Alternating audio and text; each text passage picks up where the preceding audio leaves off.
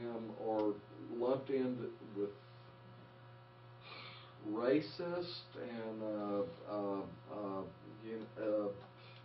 you know, it's like in the Southern Poverty Law Center, those people, and the ADL. I mean, they're lumping us or me as some kind of a racist, bigot, whatever. You know. It's no, I haven't done that, and let me state very clearly. I am absolutely not anti-Semitic. Yes. However, I am anti-Zionist, and there's a difference. Yes. If you don't know the difference, I'll be glad to discuss it with you. Yes, sir. I think what the gentleman in the back was referring to was the Alex Jones. Alex is a very dear friend of mine. Tea Party people are being villainized now. That's the new tactic by the globalists, not to. Before they just kind of ignored them as some kind of wacko right-wing group, and now they've changed tactics and now starting to vilify them and make them an enemy of the state. But that's a classic technique of the ADL and all the Jewish organizations. If you, in many audiences, if you just use the term Jew, you're automatically anti-Semitic, regardless of what you say. If you just say Jew, you're anti-Semitic. One of my dearest friends is a Khazarian Jew. He's been my friend for years. And I was once engaged to another Khazarian Jew. So there's no way you can prove I'm anti-Semitic, but I will guarantee you I'm anti-Zionist. Any other questions? Yes, ma'am. Yes, may I ask you, sir, after 9/11, so many things happened with the stock market and all the banks. What would be your perception of that?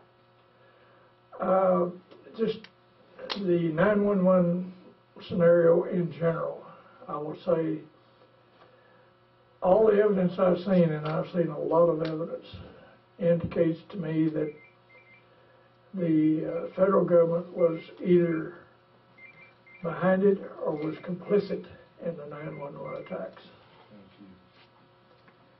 And okay, but it's and they did that. They need to always create a devil for us to be against, or an enemy to fight. What if we didn't have enemies and devils to worry about? We'd have a peaceful world. Yes, sir. Real quick, do you know who controls or who's involved with the plunge protection team? The plunge protection team to the White House? I discussed that in the book. In the book, it tells the members of the plunge protection team, and it's there are about 6 organizations that they've set up, and they're all financed by the Federal Reserve. And if the stock market goes into a quick dive, they go in and buy a bunch of stock. We never know what stock they buy. And so if they buy stock, ABC is the guy that buying that stock for the plunge protection team. Is he telling the guy next to him, buy ABC in just a minute? After I get through what I'm doing, you go ahead and buy it, and I'll tell you when. And so we don't know what sort of insider trading is going on there. And I feel they're doing that with the precious metals for years. The central banks control the price of gold for up until about 6 or 8 years ago. N.M. Rothschild in London set the price of gold worldwide. And for some reason, and I hadn't figured it out, but they got out of that business. But the central banks buy and sell gold in order to keep the price of gold within a certain range. If the central banks got out of the business, gold could easily be $5,000 an ounce today. Do you think that the India purchase was on purpose, or the India purchase, when they bought the 200 metric tons, was that expected by the IMF, or do you think that surprised India them? routinely buys gold. Indians, their women all have a lot of gold. Bracelets, necklaces, hair pieces. That's where their fortune is, so they wear it. And all over the Middle East, the women wear a lot of gold, because that's sort of their safety deposit box. I lived in Iran for a couple of years, and I saw a lot of gold. Any other questions? Yes, sir. Do you think that we're going to have some kind of confrontation with Iran, God forbid?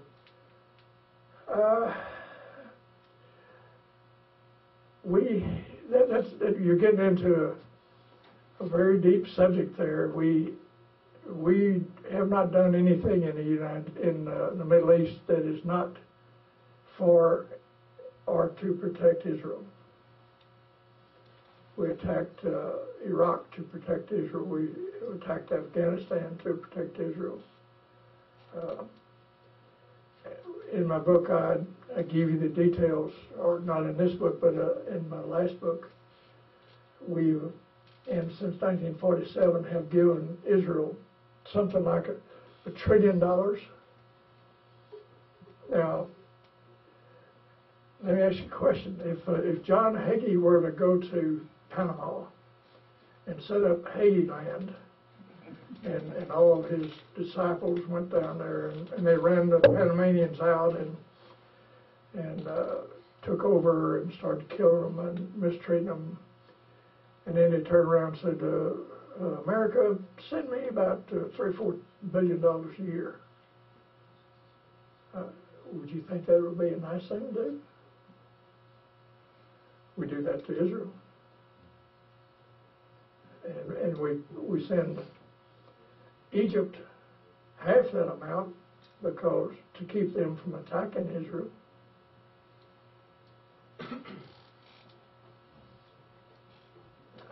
But again, I'm anti-Zionist. I'm not anti-Semitic. I've got some Jews I love. Thank you. Any other questions? Yes, sir.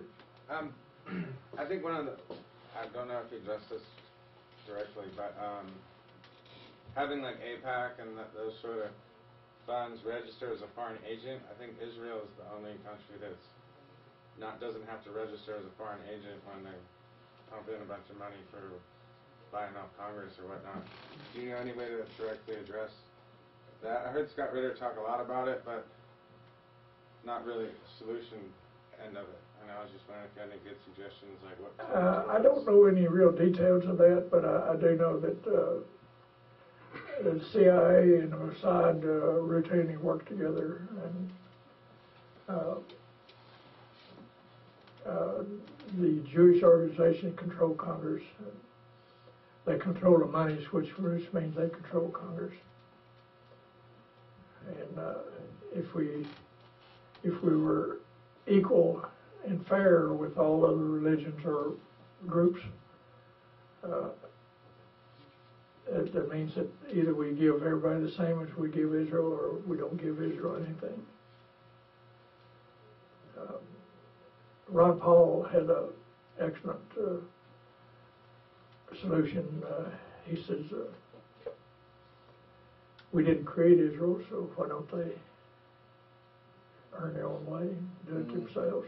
And if the Jews want to send them money, have at it. But the average taxpayer shouldn't have to do it. But we do. Any other questions? Yes, sir. Do you have any knowledge about who perhaps could be controlling the Zionists and the Rothschilds? Who's above them? I've studied that a lot. In fact,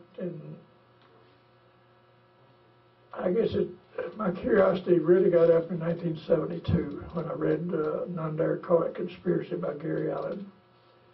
And I've never been able to put the subject out of my mind completely. And And I needed to know who was behind the curtain. And that's when I first published Who's